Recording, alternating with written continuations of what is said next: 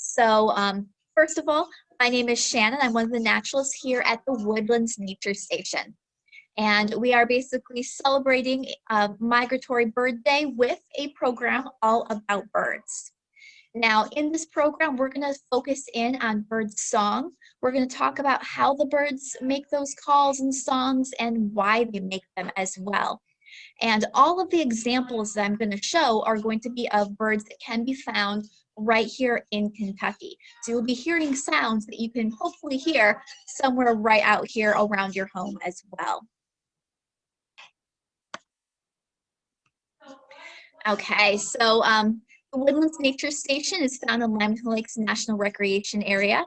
And so we're bringing this to you in partnership with the Friends of Lamington Lakes Association as well as the USDA Forest Service. So thank you very much. I had to put this card at the very beginning because I'm ending it in a different way off of the PowerPoint.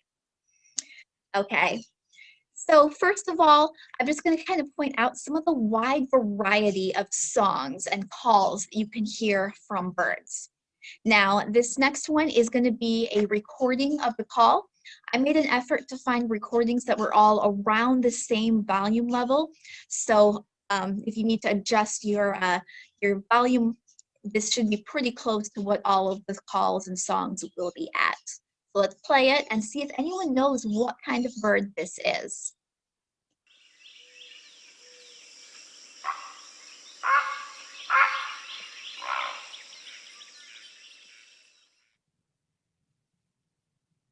So was that a familiar sound to anyone? It is from a bird that is very frequently found here at Lamington Lakes. It is a shorebird. Very often you can't, walk along a shoreline or canoe or kayak without spotting one. And when they are startled, they do give that loud kind of croaking call. To me, it sounds like you've just disturbed a dinosaur.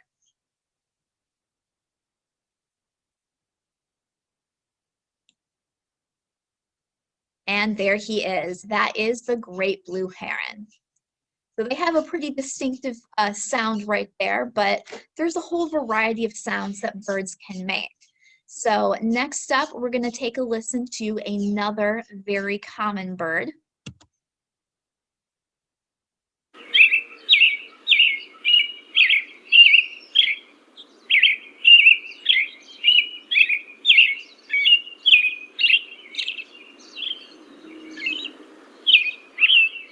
So this one might be another familiar sound, kind of going cheery up, cheerio, cheery up, cheerio.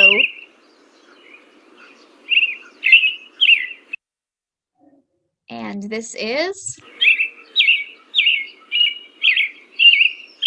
the American robin. So a pretty common sight, especially in yards and lawns. They really like to forage along the ground looking for insects. So, and also quite a different sound when compared with that great blue heron.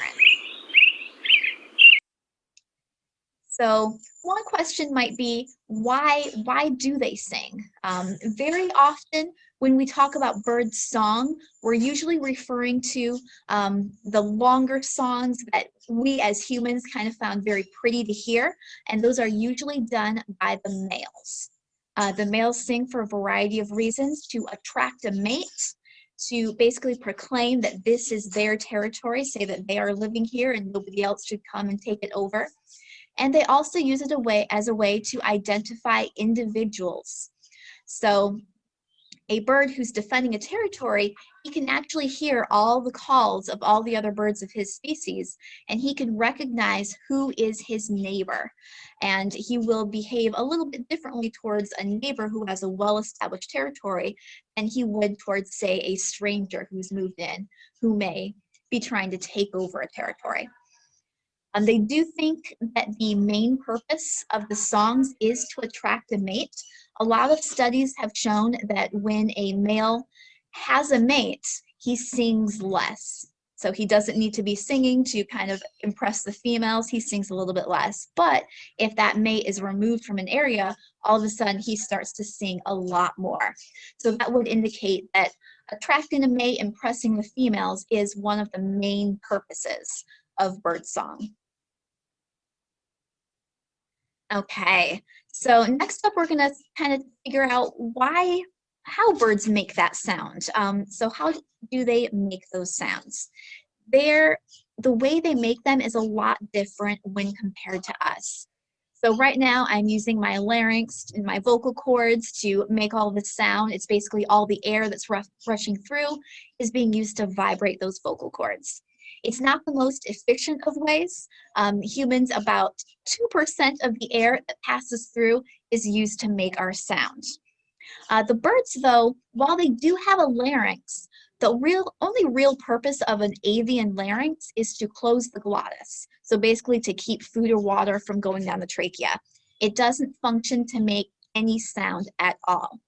For that, you have to go further down the trachea until you get to where, basically right where the trachea connects to the lungs. There, the birds have a unique organ called the syrinx. So the syrinx is where they are able to create their sound. So the syrinx itself kind of branches into two sides. It's got membrane in there, and as air passes through the membrane, it causes it to vibrate and allows them to create all of those unique sounds. And I mentioned that, with humans, about 2% of the air that we pass through is making the sounds. With a bird, it's nearly 100%. So it is a very, very efficient way for them to turn air into sounds. Okay. Now, along with all of that, they do have to have muscles to help control the movement of the syrinx and how tight or how tense those membranes are. Some birds do not have muscles around the syrinx. This is an example of one that does not have the muscles. This is a turkey vulture, another common bird around the area. People often see it flying up through the air. They have a 6-foot wingspan, so they're one of the bigger birds that we see in our sky. But less often do we hear them call. Again, these birds do not have muscles around their syrinx, allowing them to modulate the air that goes through. So their calls and songs, they don't make the most interesting of sounds, to at least to the human ear. Let's take a listen.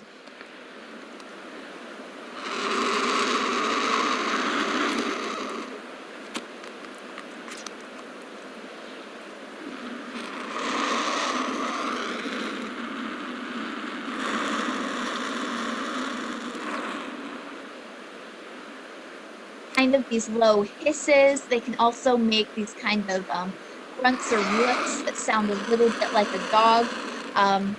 But that's really it for the vultures. Now, most birds, though, do have muscles around their syrinx, and that allows them to really modulate and change the way the sound comes out.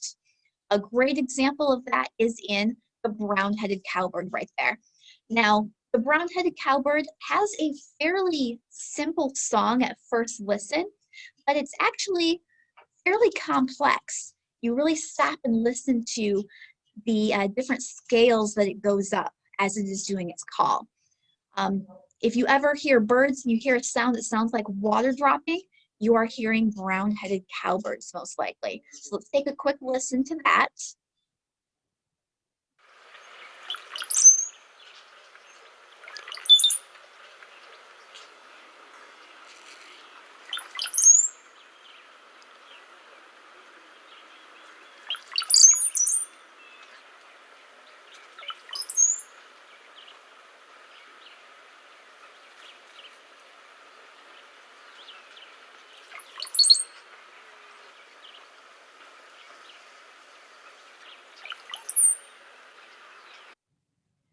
Okay, so that brown-headed cowbird, just a couple notes in the song. It's not a very long one, but despite how very simple it seems right there, they actually have the greatest frequency range in a single bird song. They go through 4 octaves in that short little call right there. So that is a pretty impressive sound from those brown-headed cowbirds. It also kind of shows how quickly those muscles can move to change the sound of the call. Now those muscles are also able act independently. So I mentioned that the syrinx was where the trachea branches out to the lungs. It does have two sides to it, and the birds are actually able to control both sides independently. So they can essentially duet with themselves. So two different sounds can be coming out, and it just kind of blends together into that one bird song right there. Now, with both of them, kind of an interesting thing with most of the birds that do make these multiple sounds with their syrinx, the left side usually makes lower sounds, while the right side makes higher sounds. And that's something that scientists don't actually know why it's like that, but overall they have found that this has been true with all of the different species that they've observed this dual sound in. And that can be found in a lot of birds, including the cowbird, who we just heard, brown thrashers, grebes, ducks, and thrushes. And when it comes to kind of an impressive bird sound, thrushes really are way up there at the top. Once you hear it, you really don't mistake a thrush for anything else. You know that you are dealing with a thrush. Now, one of the species of thrushes that we do have here in Kentucky is the wood thrush. So just by his appearance, he's a fairly plain brown bird right there. But like I said, it's one of the best songs in the avian world. So let's take a listen to it.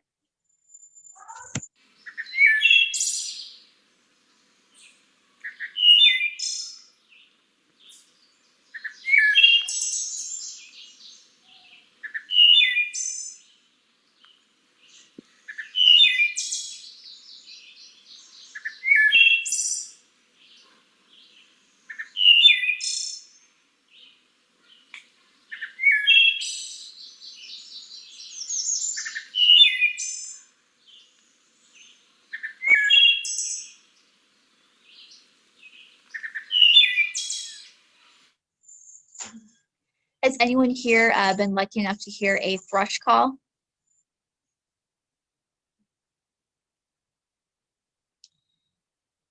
Now, right now in the spring is really one of the best times to listen for them. A lot of them are passing through on migration further north.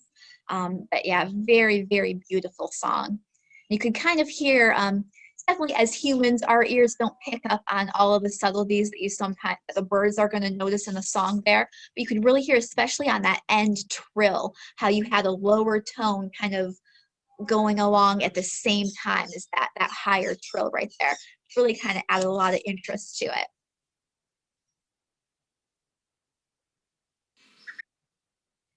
Okay, now using their muscles to move those membranes and to control the tension of the membranes isn't the only way that you can alter the sound. They can also alter the sound by having an elongated trachea. A really great example of that is our cranes. Now, we can see two different crane species here in Kentucky. They're not the most common of birds, but we can see them passing through, especially in the fall and even in the winter. There are areas of Kentucky where you do see whooping cranes spending the winter here. Now, the whooping crane, which is the one that we have up right here, big, tall, white bird, they are 5 feet tall, and they have a 5-foot trachea. So that trachea has to be kind of curled up along their sternum to basically fit all of that extra length. You often see this in things like swans as well. That long trachea just gives them kind of an extra trumpeting sound.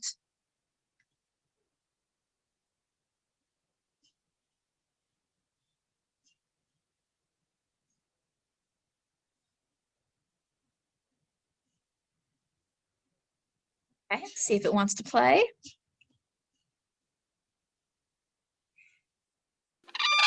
Oh.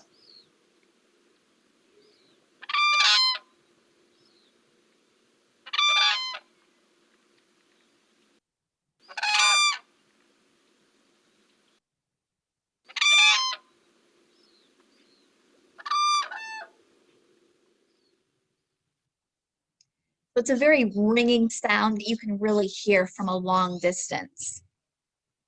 Now we also have sandhill cranes that will pass through here in Kentucky as well. They have a very similar sound.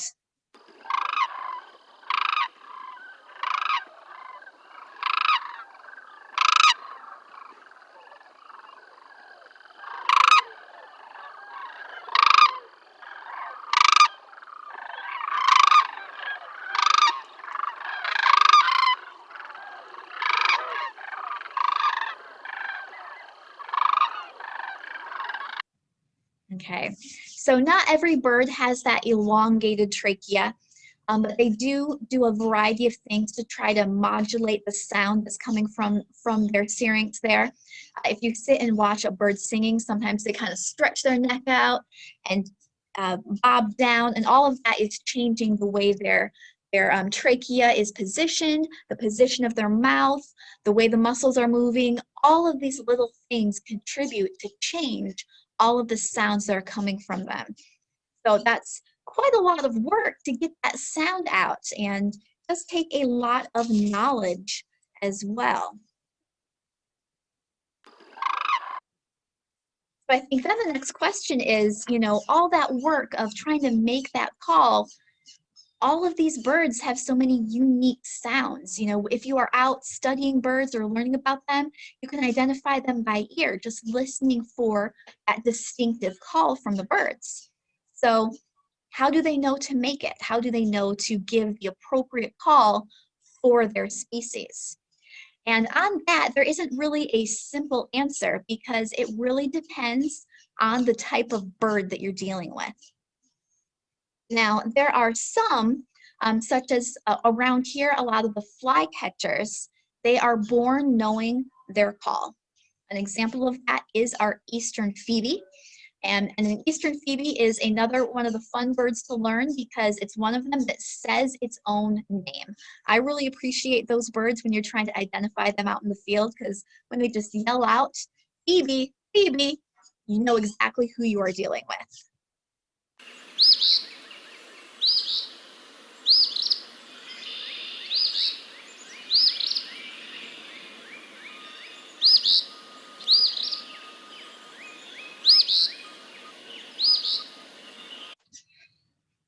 Now, with the phoebes, they don't have to practice, they don't have to learn, they are born knowing what their song is.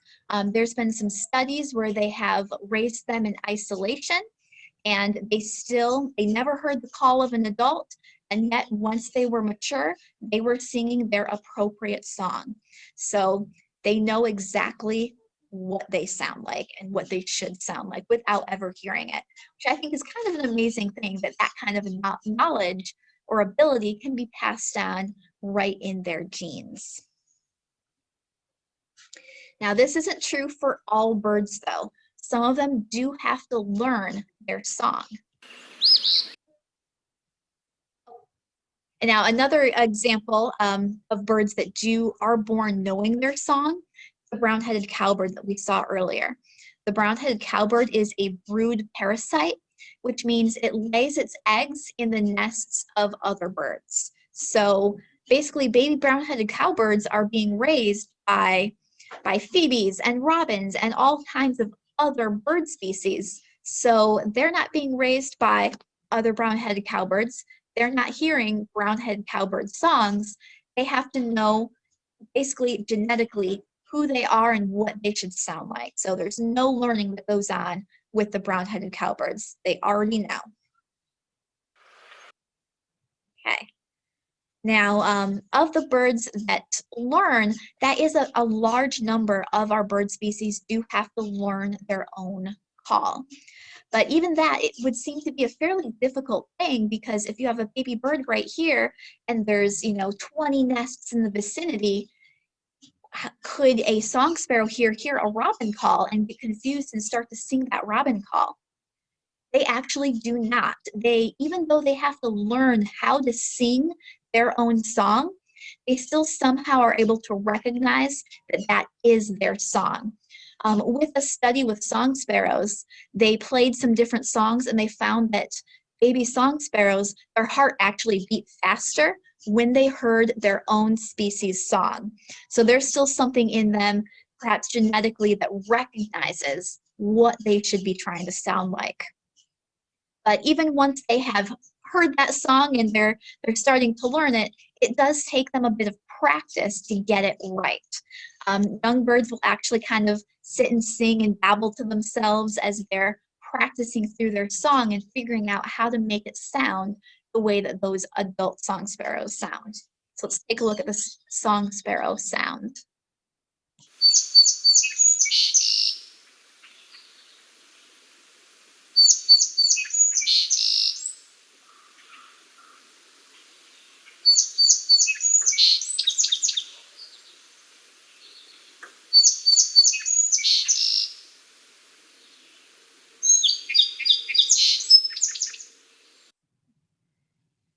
So that's another very pretty one there, and you can hear there's a lot of complexity as well. The song sparrow will actually have, at adulthood, about 10 different songs that he can sing. They're all very similar, but they have slight variations between them. And a young male is actually going to learn these different variations primarily from his neighbors. So not necessarily from his parents and what they're singing, but when he starts to settle into an area, he starts to learn the sounds of all of the other song sparrows that live near him. And at the start there, I mentioned that they can identify individuals by that sound. Song sparrows actually communicate with each other by choosing which song to sing. They will sing songs that they share with their neighbor. It basically seems like a way to kind of establish that, yes, we're neighbors, I'm in my territory, you're in yours. If they sing the same song as their neighbor, that is a little bit more of a threat. Like, you know, I'm right by your territory, maybe I could take it over or something.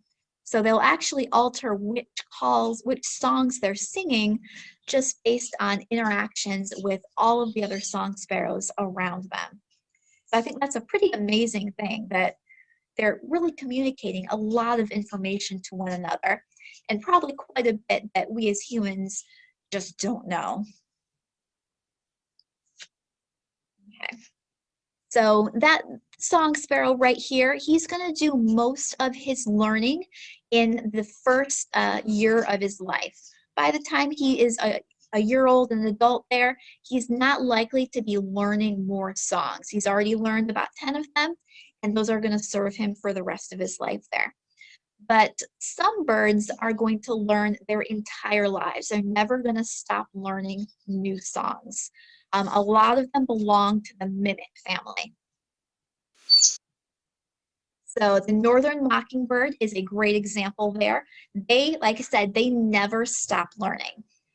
They will keep adding to the repertoire of songs, and we're not really sure why all of those songs benefit them.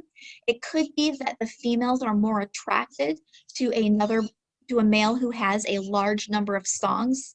It may be a way to signify that he is an older male who has been able to survive through multiple years and live to acquire all of this knowledge. It may be sometimes they might use certain songs and calls to communicate with other birds or to scare birds away from a bird feeder or something.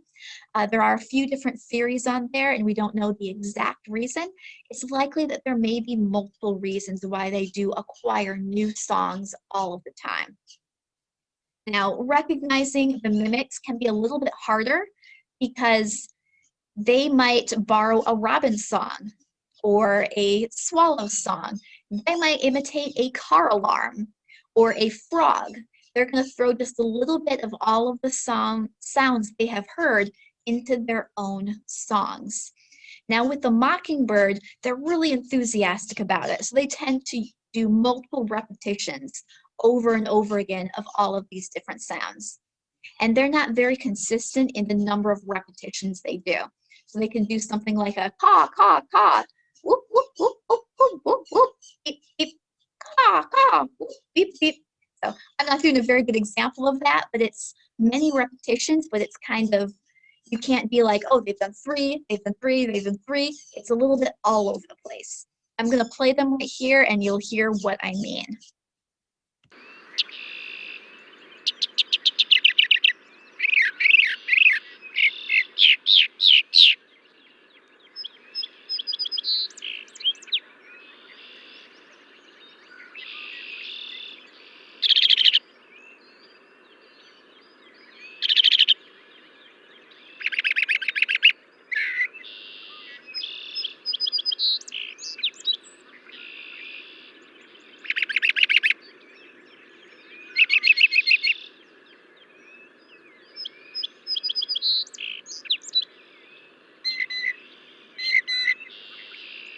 So that right there, he was imitating a blue jay.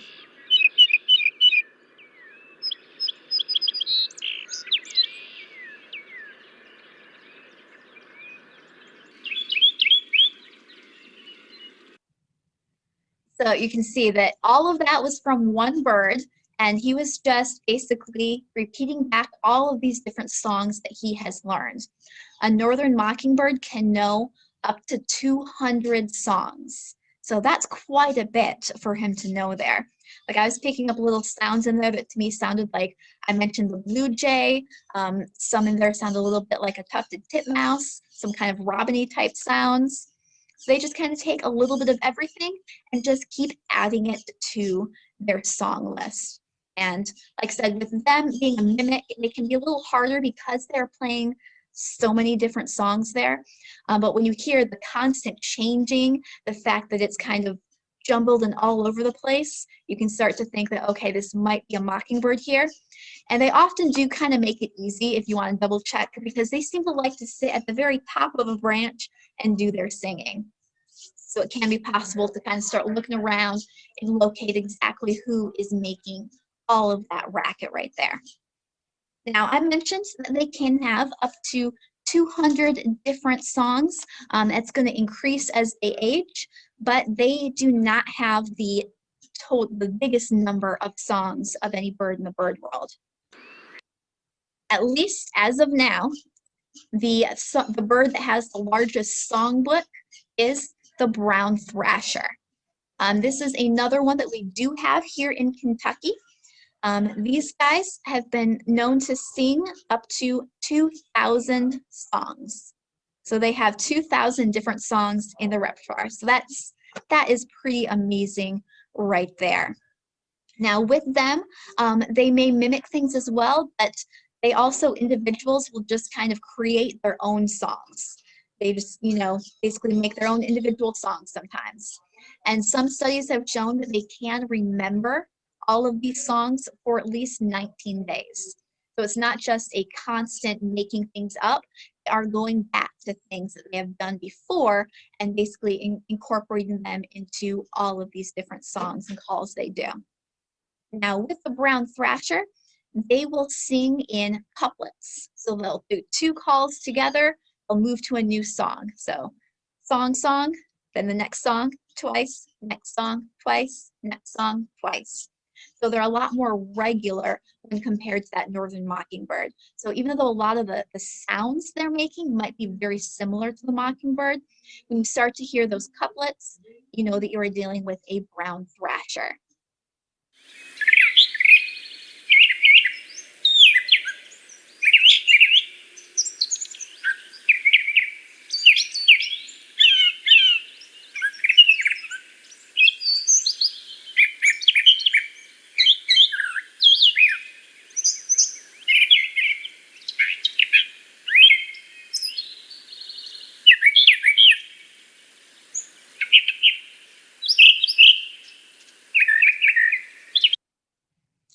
So the little example of them right there. So again, the kind of going in the couplets, you're dealing with the brown thrasher.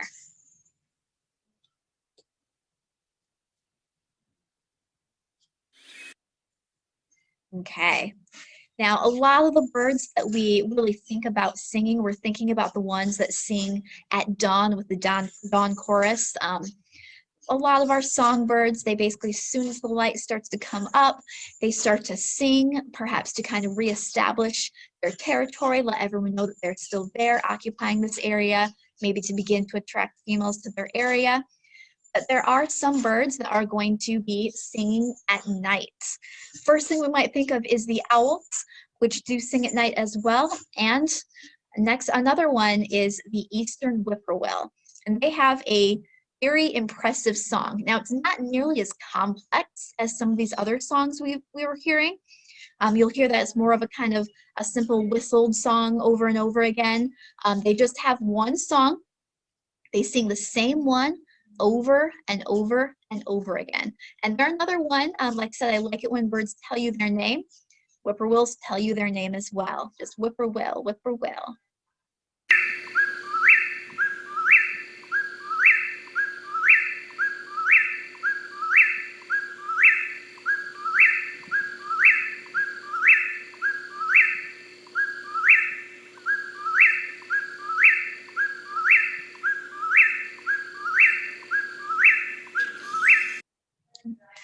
Okay, so that is, like I said, the same song over and over again, and not the most complex of songs, but these guys are pretty impressive because they've been known to sing 2,000 song repetitions in an hour. So they are very tireless when it comes to singing. Now, as we've gone through here, we've really mostly been talking about the males, the songs they're singing to attract a mate, the songs they're using to defend their territory. And by and large, when we think of birdsong, we really think of the sounds that the males are making, but females do make songs as well. Now, more often, tropical species, you have females that sing as well. In the temperate region, less of the females do sing, so there hasn't been as many studies going on about the different songs that females do sing, but some of our local birds do have females that do singing. So I'm going to bring out an example, and we will talk about her.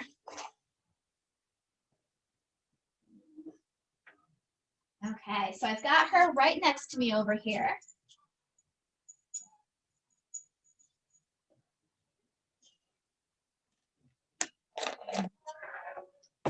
Zippa.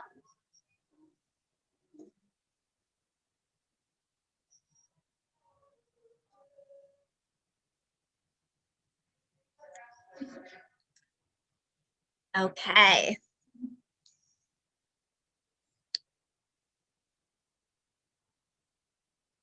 There we go. Okay, so a great example of a female bird that sings would be our barred owl. So barred owl, of course, do that kind of classic who cooks for you all call. And that is being done by both the males and the females. Now, barred owls do mate for life, so they'll stay with their mate on a territory. So both the male and the female will sing to kind of declare to all the other barred owls in the area that this is an occupied territory. It's also thought that for a lot of birds that do form these lifelong pair bonds, that singing together is a way for them to kind of reaffirm their pair bond. So basically just a way to say, yep, we still like each other. We enjoy hanging out and defending our territory together. So that may be a purpose for them. Now, with the barred owls, they sound a lot like the males, but with a few slight differences. So female barred owls are typically larger than the males, but they actually have a higher pitched voice. They also have a lot more vibrato in their voice. So when you hear those kind of whoas that get really kind of shaky in the sound, you are most likely hearing the female.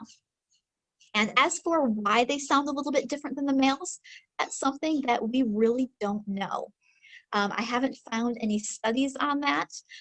Just found a couple little studies about the different sounds, but it looks like that's an answer that we really don't know.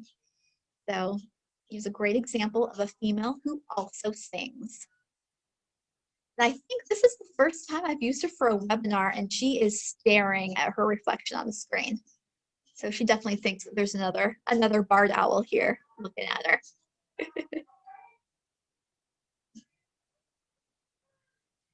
Okay, well, I hope you guys enjoyed learning just a little bit about birdsong.